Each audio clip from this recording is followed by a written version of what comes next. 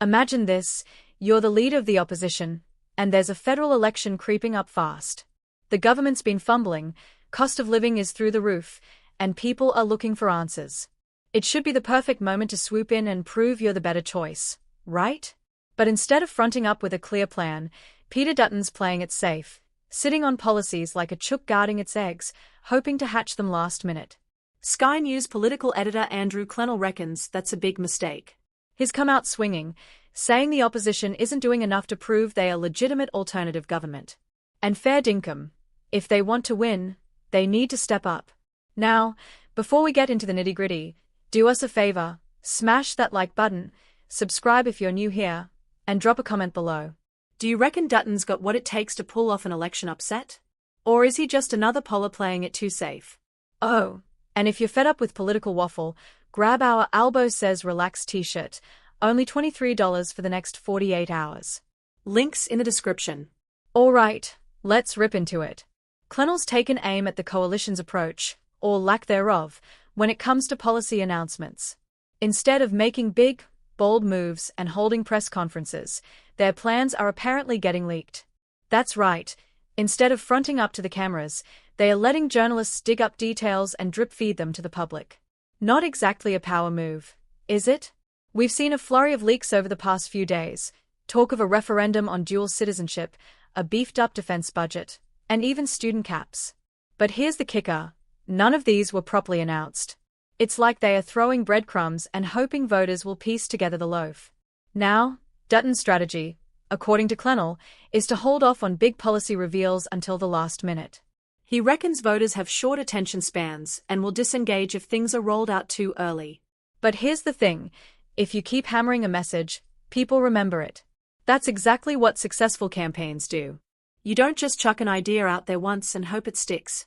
You push it, repeat it, and drive it home until the public feels like they need you in power. So why isn't Dutton doing that? Well, he's sticking to his comfort zone. Defense, immigration, law and order. Makes sense, given his background as Home Affairs and Defense Minister.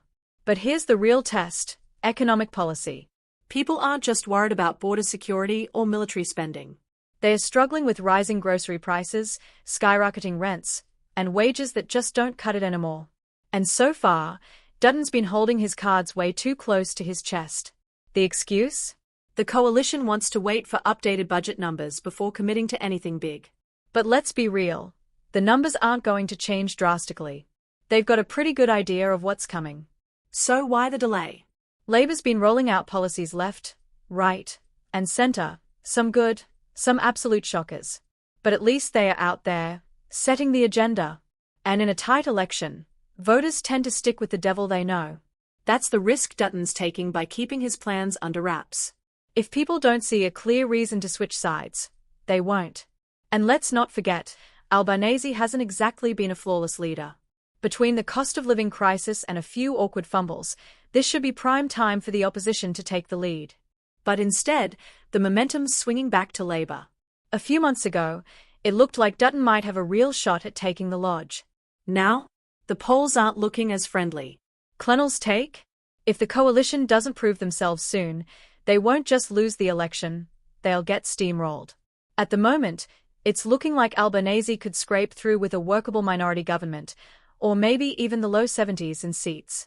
Not exactly a landslide, but enough to stay in power. And if Dutton doesn't start making noise, that's exactly what's going to happen.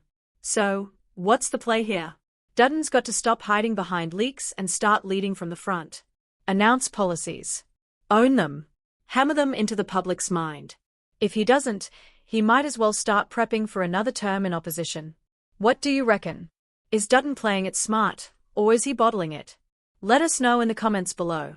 And before you go, make sure to grab one of our Albo Says Relax t-shirts, only $23 for the next 48 hours. Hit that subscribe button, and we'll see you in the next one.